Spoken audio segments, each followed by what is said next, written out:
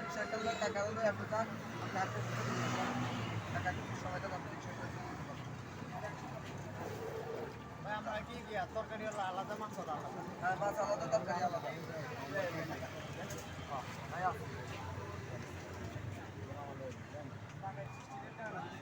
আপনি গাড়ি নিয়ে যান।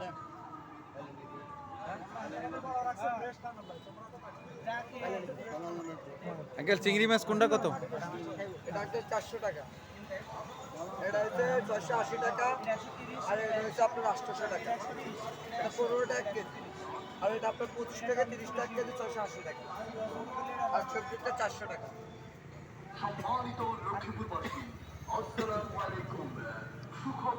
সুখবর। আজকে বরাবর কেন না, আমি দৌড় দেখেন পানি আছে গাছ